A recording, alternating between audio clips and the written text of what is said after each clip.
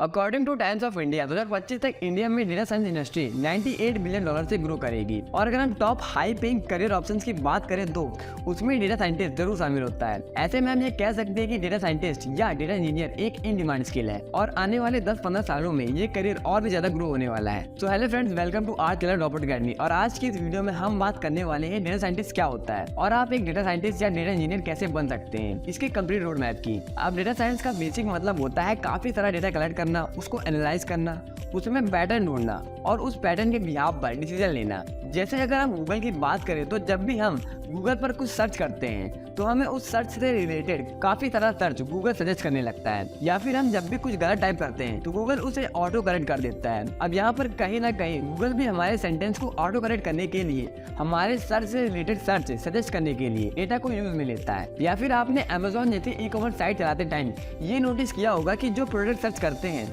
वो आपको वैसे ही प्रोडक्ट रिकमेंड करने लगता है। तो अमेजोन भी ऐसा करने के लिए डेटा का यूज करता है। अब सवाल आता है कि सारी कंपनीज को डेटा साइंटिस्ट की इतनी जरूरत क्यों पड़ती है? तो अगर समय में 10-15 साल पीछे जाया जाए तो कंपनीज के पास इतना सारा डाटा नहीं हुआ करता था, उसे एनालाइज करना आसान होता था। उस समय कंपनीज कुछ 4-5 लोगों को हायर कर लेती थी और वो लोग एक्सेल जैसे सॉफ्टवेयर में उस डेटा को डालकर उसकी रिपोर्ट बनाकर उसके अकॉर्डिंग डिसीजन लिया करते थे। लेकिन जैसे जैसे इंटरनेट का यूज बढ़ने लगा, लोग इंटरनेट को ज्यादा कंज्यूम करने लगे, वैसे डेटा भी बढ़ा। डेटा को कलेक्ट करने के लिए, स्टोर करने के लिए बड़े बड़े डेटा सेंटर, डेटा डंप बनाए गए और लोगों का इतना सारा डेटा होने पर कंपनीज ने उस डेटा को यूज करके इनसाइड निकालना शुरू कर दिया। लोगों की पसंद नापसंद, लोग क्या देखना चाहते हैं, कौन सा प्रोडक्ट कब ज्यादा बिकता है। जैसे अगर आप नेटफ्लिक्स पर हॉरर कॉमेडी टाइप्स की सीरीज देखते हैं तो वो आपको अगली सीरीज उसी टाइप की सजेस्ट करेगा, क्योंकि जैसा आपका टेस्ट है उसके अकॉर्डिंग आपका डेटा सेव हो रहा है। उसी डेटा को एनालाइज करके नेटफ्लिक्स आपको सीरीज सजेस्ट करता है और ये सारा काम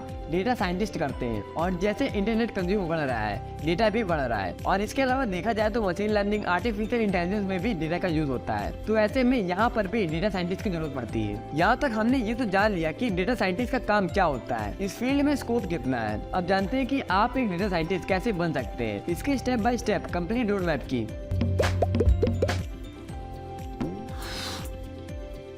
एक डेटा साइंटिस्ट बनने के लिए फर्स्ट स्किल या कहे टूल जो आपको आना चाहिए वो है एक्सेल। जी हाँ दोस्तों, एक डेटा साइंटिस्ट को एक्सेल का आना बहुत जरूरी है। अब यहाँ पर कई वीडियोस में आपको सबसे पहले एक प्रोग्रामिंग लैंग्वेज को सीखने के लिए कहा जाता है, लेकिन एट द एंड आपको डील किससे करना है? डेटा से। और एक स्टार्टिंग पॉइंट पर डेटा को एनालाइज करने के लिए, विजुअल प्रेजेंट करने के लिए एक्सेल एक बहुत बढ़िया टूल है। और कभी भी आपके पास इतना डेटा नहीं होता है कि आपको उसके लिए बहुत हार्ड लेवल के डेटा एनालिटिक स्किल की रिक्वायरमेंट पड़े। कुछ 1000 रो का डाटा होता है जिसे आप आसानी से एक्सेल में एनालाइज कर सकते हैं और इससे आपको एक आइडिया मिलता है कि डेटा के साथ काम कैसे करना है, उसे एनालाइज कैसे करना है, उसे प्रेजेंट कैसे करना है। दूसरा स्टेप है आपको एक प्रोग्रामिंग लैंग्वेज जरूर आनी चाहिए।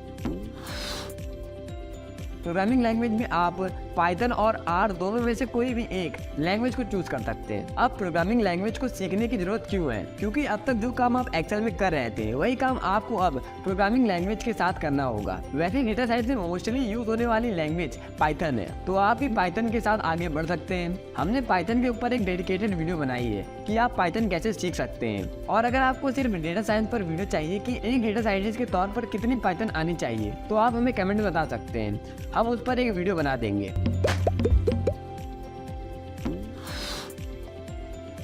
अब डेटा साइंस में स्टैटिस्टिक्स का आना बहुत जरूरी है, क्योंकि आप आगे जो काम करने वाले हैं वो सब स्टैटिस्टिक्स पर बेस होगा। स्टैटिस्टिक्स में आपको सब कुछ पढ़ने की जरूरत नहीं है, आपको मीन, मोड, मीडियम और ये कुछ टॉपिक्स पर पकड़ बना लो, इन टॉपिक्स को स्ट्रॉन्ग कर लो। इसके अलावा आगे आपको जैसे जैसे टॉपिक्स की जरूरत पड़ती रहे उसे आप लर्न कर सकते हैं। डेटा साइंस में आपका बहुत सारा टाइम डेटा को फिल्टर करने, डेटा को विजुअलाइज करने में जाने वाला है। ऐसे में आपको कुछ एडवांस टूल जैसे कि नमपाई, पांडास, मेटापॉलिम सीखना पड़ेगा। नमपाई और पांडास की ही लाइब्रेरीज हैं जो कॉम्प्लेक्स कैलकुलेशन को करने के लिए की जाती हैं। इनकी हेल्प से आप बड़े डेटा को फिल्टर कर सकते हैं, डेटा को क्लीन कर सकते हैं। एक डेटा साइंटिस्ट अपना 80% टाइम डेटा की क्लीनिंग में लगाता है, क्योंकि मशीन जो है वो वहां डेटा नहीं समझती है, उन्हें काम करने के लिए क्लीन डेटा चाहिए होता है। तो ये जरूरी है कि आप नमपाई, पांडास में एक्सपर्ट हो। देन आपको इसके बाद सीखना है मशीन लर्निंग। दोस्तों अगर आप डेटा साइंटिस्ट बनना चाहते हैं तो आपको मशीन लर्निंग आना बहुत जरूरी है, क्योंकि एक पॉइंट के बाद आपके पास बहुत सारा डेटा होता है जिसे एनालाइज करके डेटा के बिहाफ पर फ्यूचर प्रेडिक्शन करने के लिए आपको मशीन लर्निंग की जरूरत पड़ती है। वैसे मशीन लर्निंग ऑप्शनल है, लेकिन बिग डेटा के साथ काम करने के लिए मशीन लर्निंग का आना आपके लिए एक बेनिफिट के तौर पर काम करेगा। लास्ट में जो सबसे इम्पोर्टेंट है वो है प्रोजेक्ट्स। दोस्तों आप जितने ज़्यादा प्रोजेक्ट पर काम करते हैं, अब तक आपने जितना सीखा है उसका यूज़ करके आप जितना ज़्यादा प्रोजेक्ट बनाएंगे, इस फील्ड में आपकी अंडरस्टैंडिंग उतनी ही अच्छी होती चली जाएगी। डेटा साइंस एक हाई पेइंग करियर होने के साथ साथ काफ़ी मुश्किल भी है, तो ये मेक श्योर कीजिए कि आप इस फील्ड में आपकी लर्निंग को कभी ना रोकें। ओवरऑल एट द टाइम कुछ ना कुछ लर्न करते रहें।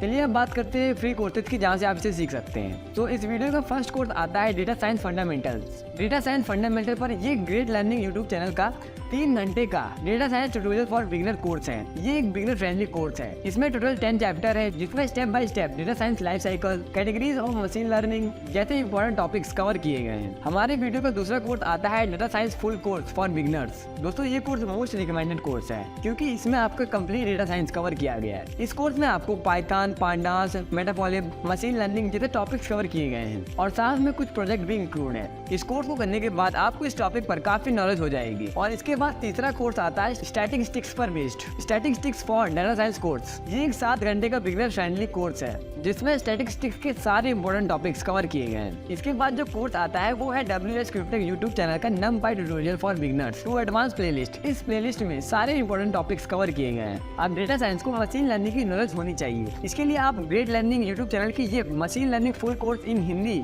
कर सकते हैं। इसमें आपको बिगिनर लेवल पर मशीन लर्निंग के फंडामेंटल समझाए गए हैं। इसी के साथ इस वीडियो पर एंड करते हैं। अगर आपको ये वीडियो इन्फॉर्मेटिव लगी हो तो वीडियो को लाइक और चैनल को सब्सक्राइब जरूर करना है। तब तक के लिए कीप वॉचिंग, कीप लर्निंग।